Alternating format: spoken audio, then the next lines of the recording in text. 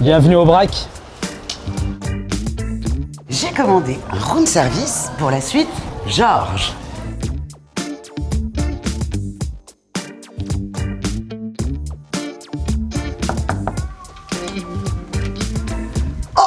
Madame Bouteloup. Mademoiselle. Ah oui. Mademoiselle Bouteloup, excusez-moi. Entrez, je vous en prie. Madame. Venez. Madame Bouteloup. Bienvenue, hein, Charlotte. Bonjour Isabelle. Bienvenue dans ma suite. Dans ta suite. Alors Isabelle, pour le room service, tu m'as demandé un truc frais, jus de fruits. Donc Ouais. tu as au choix Virgin Pina Colada ou alors jus de fraise avec du pamplemousse, tout ça by Brac. Tu préfères quoi? Virgin Pina Colada. Alors Virgin Pina Colada, Je sais, je je te ne la sais même pas le passe. dire. T'as envie qu'on trinque à quoi? On va trinquer au partage.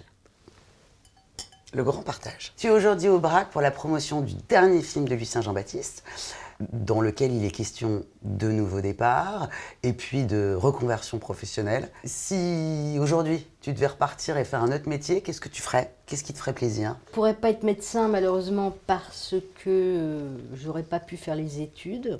Ouais. Alors pourquoi tu n'aurais pas pu faire les études? Je suis allée en 4e de transition, c'est un peu comme SECPA aujourd'hui. Ouais. J'étais dyslexique et dyspraxique et dyscalculie.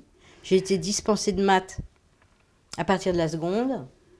Donc ça aurait été compliqué. Ça aurait été compliqué. Mais je pense que j'aurais fait un métier, oui, comme ça,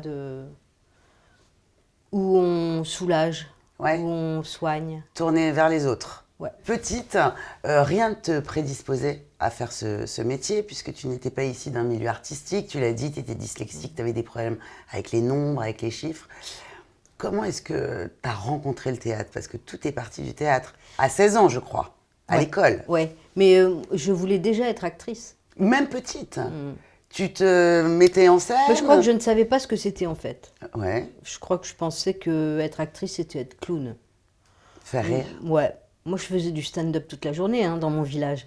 Ah oui. J'étais une vedette Ah ouais. dans mon village. Non, mais sérieux. Je connaissais tout le monde, je les faisais marrer, je racontais aux uns et aux autres des anecdotes et tout. Voilà, donc après, je me suis dit, tiens, je voudrais être actrice, mais à quel moment et qui j'avais dans la tête quand j'ai dit ça, je ne sais pas.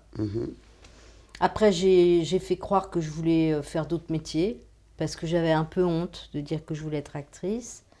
Parce que quoi, ça faisait genre je me la pète ou je crois que je vais... Non, parce que la réponse était tout le temps la même. C'était ah, mais tu sais, comment tu vas faire? C'est très dur. La route oh est là longue. là, la route est longue, mais tu te rends compte. Donc là, 16 ans, tu t'inscris, tu es à l'école, Alors oui, j'étais dans des troupes, mais on ne me faisait pas jouer. Donc je faisais assistante, je faisais les décors, je faisais tout ce qu'on veut. Et puis un jour, il y a un monsieur qui s'appelle Jean-François Schaff, qui avait une troupe dans cette ville, à Bar-le-Duc. Et j'ai pu rentrer dans la troupe, et là, j'ai pas arrêté de jouer. Et là, j'ai eu la révélation de mon intuition, en fait. Ouais. C'est que, quand j'étais sur scène, j'étais vivante des pieds à la tête. J'étais en communion avec le public. Et j'étais en communication avec mes partenaires. Et donc, c'était comme une résurrection. Mais donc, tu as une chance inouïe, en fait, parce qu'il y a beaucoup de gens qui font des métiers qui leur plaisent plus ou moins. Toi, tu n'as aucun doute. C'était ça, tu étais faite pour ça, tu voulais faire ça. Ouais. Et en fait, après, quand j'ai commencé à faire... j'ai été au cours Florent pour faire une école de théâtre. Là, tu as eu une autre révélation avec un professeur que tu as adoré. Oui. Mais attends, avant ça, je me suis dit, mais non, mais en fait, c'est pas du tout ce métier-là. En fait, il faut un peu souffrir. Il faut... tu es ton propre instrument. C'est ta vie, c'est tes douleurs qui vont faire ton jeu. C'est pas ya. Ouais. Et donc, il a fallu que je m'habitue à ça. Et en fait, la chose la plus difficile dans notre métier, c'est d'admettre qu'on est notre propre instrument et que tout ce que tu vas vivre va se voir. Tu as tourné pour et avec les plus grands. Est-ce qu'aujourd'hui, tu as encore le trac quand tu montes sur scène ou quand tu es derrière la caméra? Moi, j'ai le trac même là.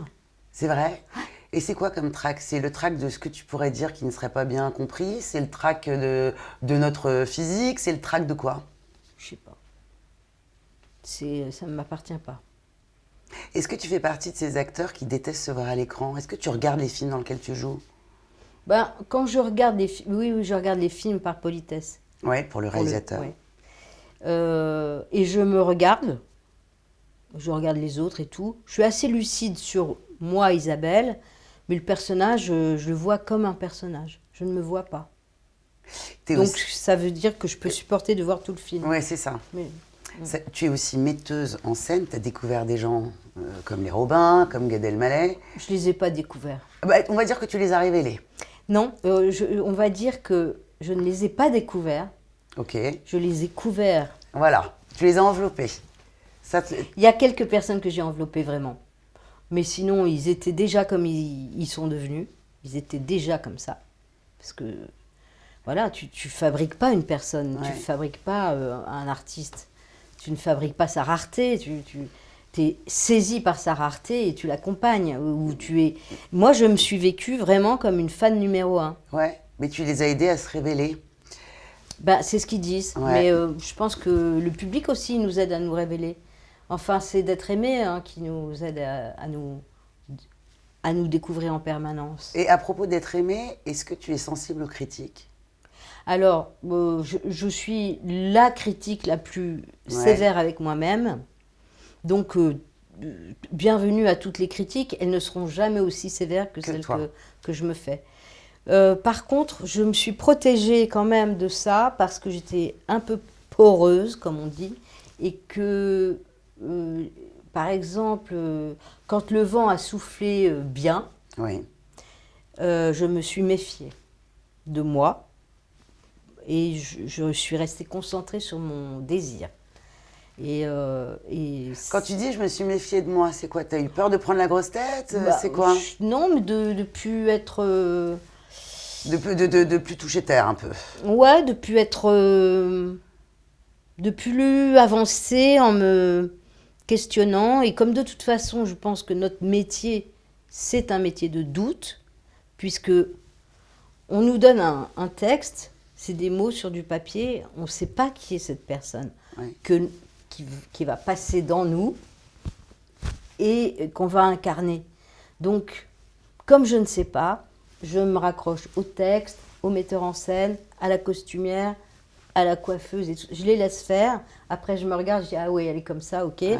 Le metteur en scène, il me dit un peu plus comme ci, un peu plus... Non, non, parle pas si vite. Non, non, articule un petit peu plus. Là, mets-toi plutôt debout. Non, mais... Et en fait, après, je peux voir le film parce que je ne sais pas ce que j'ai joué. Donc, je m'ennuie pas.